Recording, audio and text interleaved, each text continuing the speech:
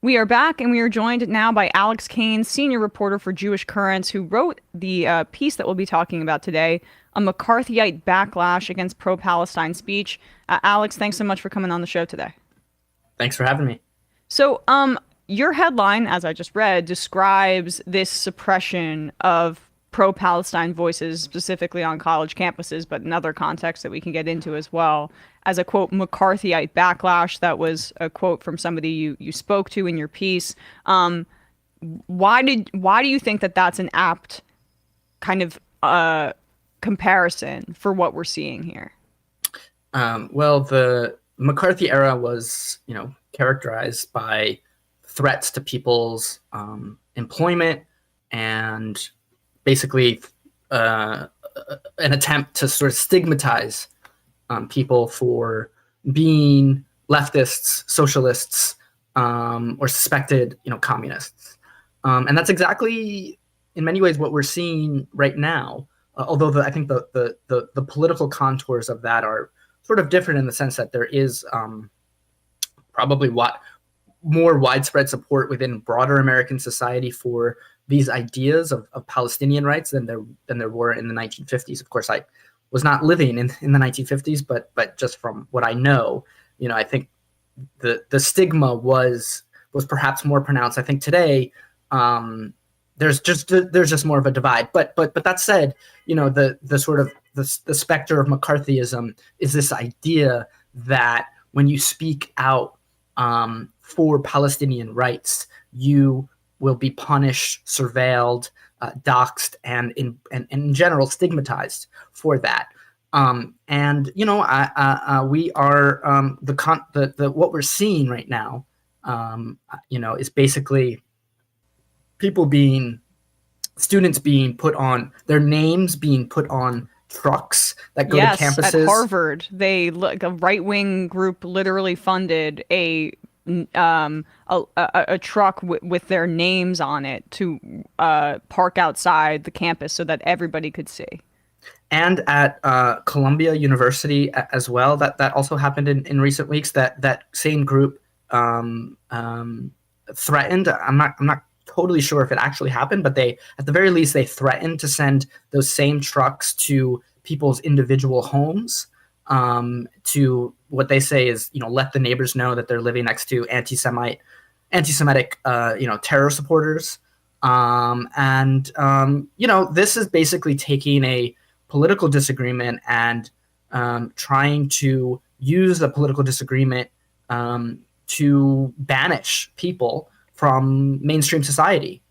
That's what's going on. You're And also intimidating people from speaking out. I mean, I think, it's quite likely that the we could have seen a more rapid increase in public sentiment in support of Palestinians if there hadn't been this incredible chilling effect on the kind of speech that you describe. And I know personally from conversations I've had with people that they're afraid to speak out in support of those in Gaza and calling for a ceasefire or speaking plainly about this because they are worried about what their employer might say.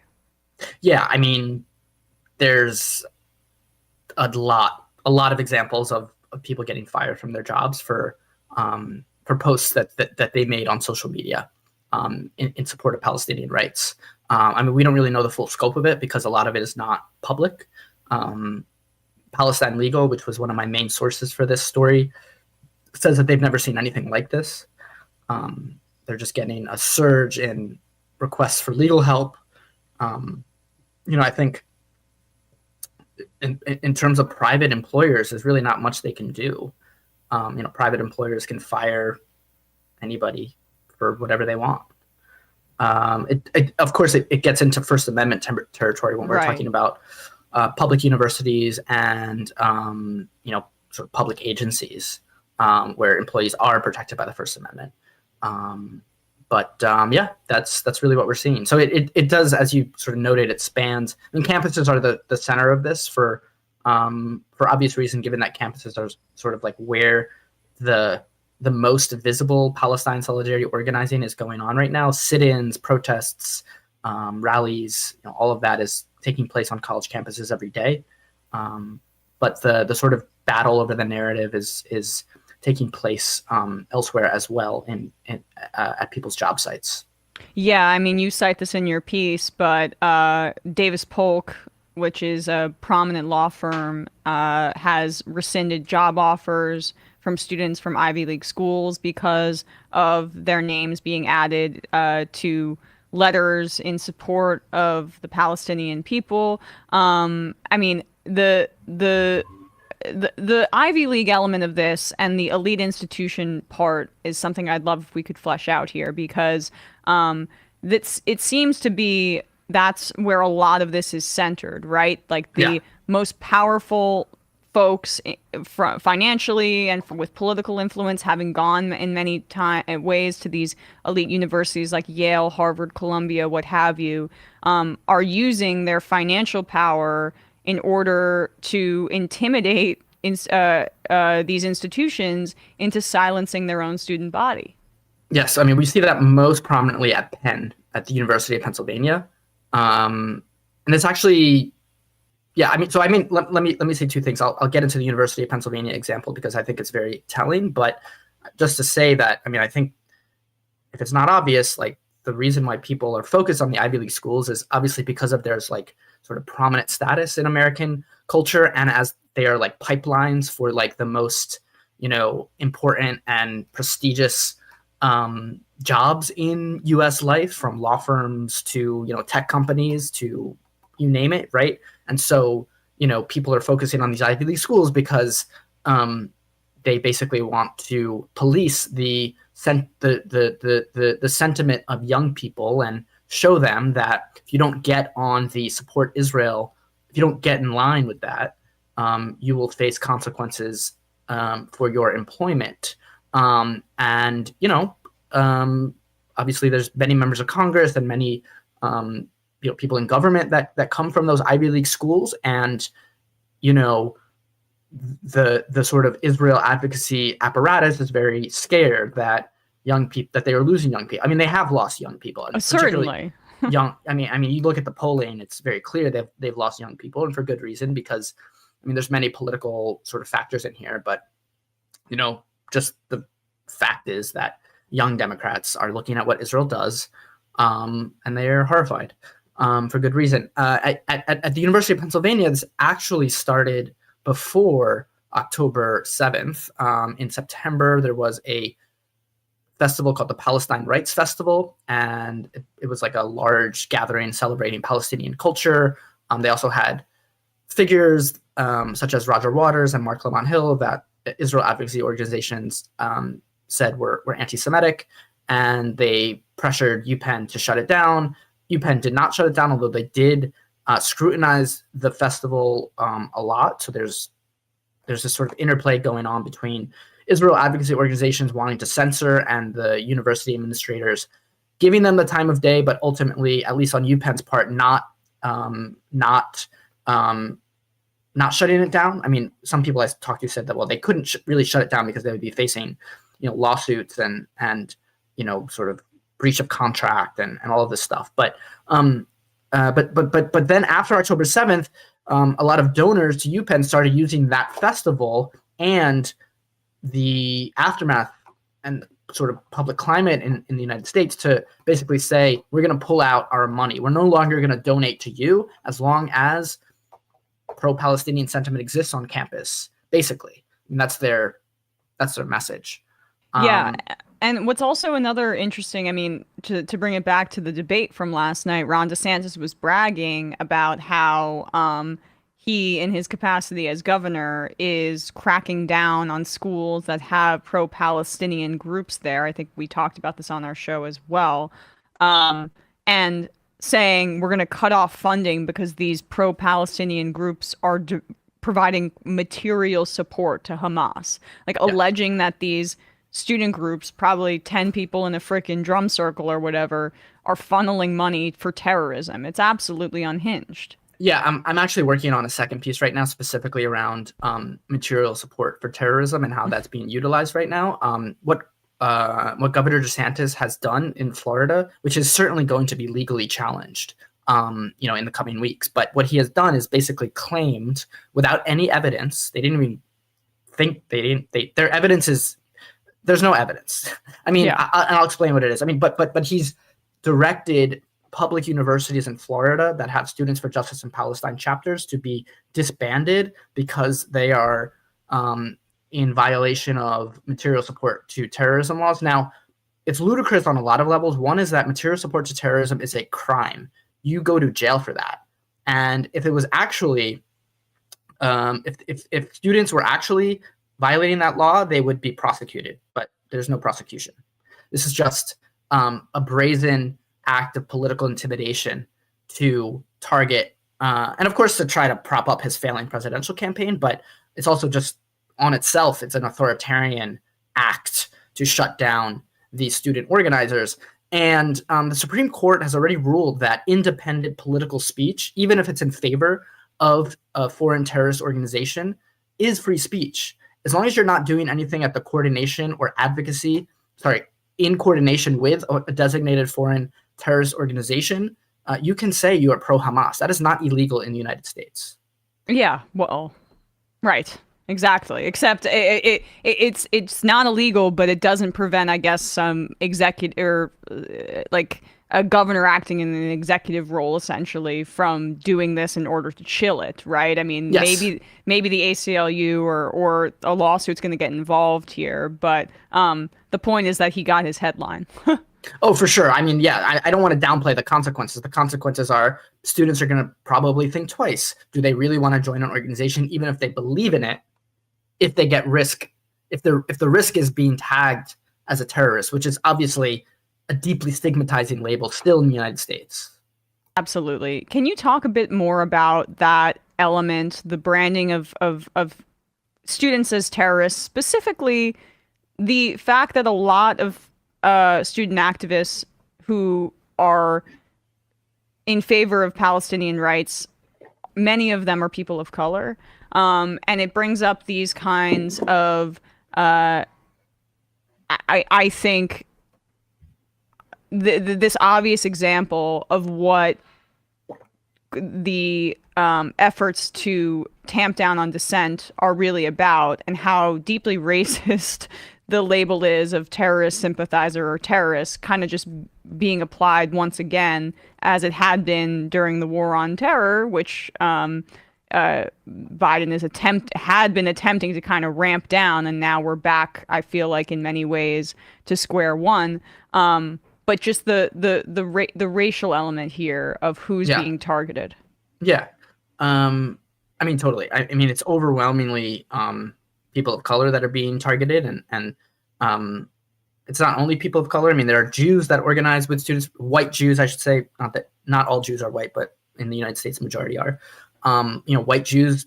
There's plenty of white Jews that are organizing with Students for Justice in Palestine. There's plenty of white people that aren't Jewish organizing with Students for Justice in Palestine. But I would venture to guess that many people, if probably the majority, I mean, there's no stats out there, are, in SJP chapters are people of color. And when they get, the sort of, because of the sort of, I mean, terror, the term terrorism is no longer a neutral term to describe,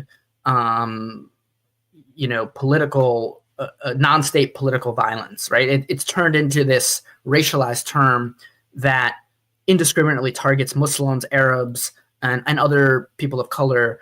And if you tag them as terrorists, that opens up all sorts of consequences, which, surveillance, investigations, whether they're here, whether they're, whether the immigration status is in line with U.S. law.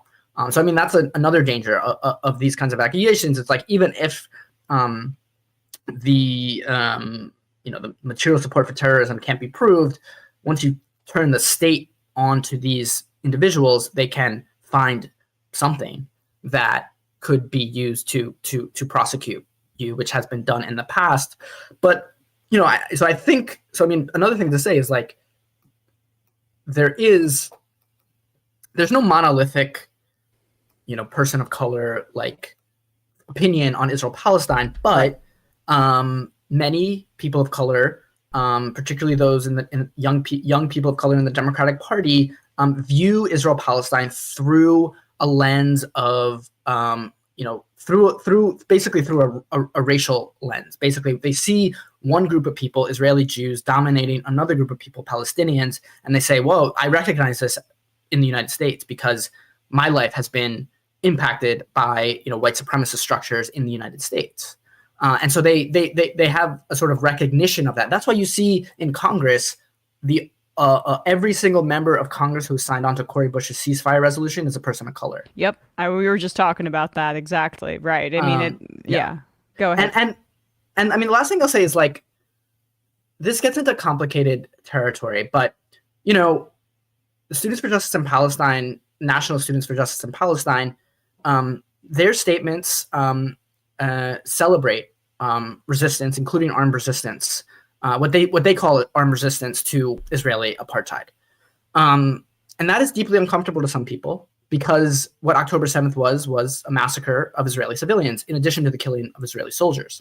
So this gets into all complicated territory of like what is legitimate armed resistance to Israeli apartheid, right. What is and so the students are obviously they don't view Hamas as a terrorist organization, no matter what the United States government says. They view it as part of a Palestinian resistance movement, and that's what their statements have reflected. Now it's totally out of step with what the majority of Americans think, but they have a right to say that, and they should not be labeled as potential criminals for their speech.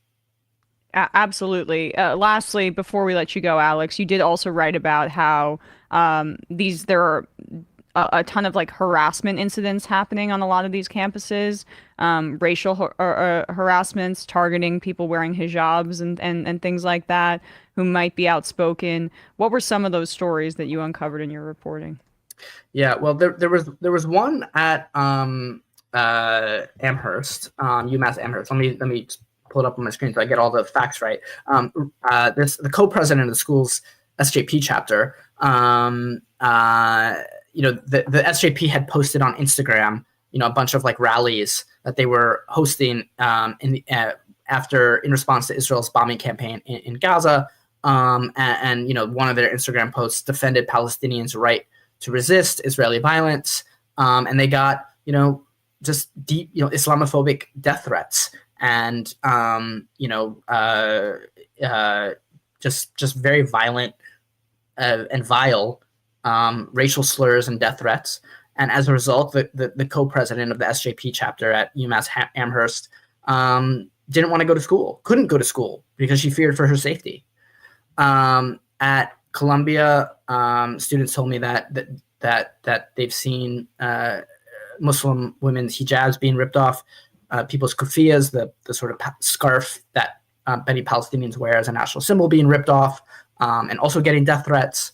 So it sort of brings it back to the previous question that you had about the sort of the racial nature of these. I mean, a lot of targeting of Muslims and Arabs as sympathizers, terrorist sympathizers that have no, that shouldn't belong in polite society. As a result, we're seeing violent threats being directed at them that make some of them fear for their lives. In fact, at Columbia, the Columbia University radio station sent reporters to these dueling pro-Israel, pro-Palestinian rallies one day, and they interviewed someone who was a Columbia University administrative employee, and the guy said on tape, "I wish they all die," talking about the pro-Palestinian students. That's just an example of the climate that a lot of these students are experiencing, and they're quite scared. Of course, there's also a parallel of Jewish students feeling afraid, yes. And some real anti-Semitic incidents, but also some exaggerated incidents in which people are conflating support for Palestinians with an anti-Semitic threat. Well, Alex, really appreciate your reporting on this. We'll be on the lookout for your piece about Florida. Jewish Currents magazine. Alex is a senior reporter over there. piece is called "A McCarthyite Backlash Against Pro-Palestine Speech," and you've written a bunch since that even came out. So everyone check out Jewish Currents. We had Noah Coleman on a few weeks ago, also over there at Jewish Currents magazine. You guys are doing amazing work. So thanks so much. Thanks so much, Emma.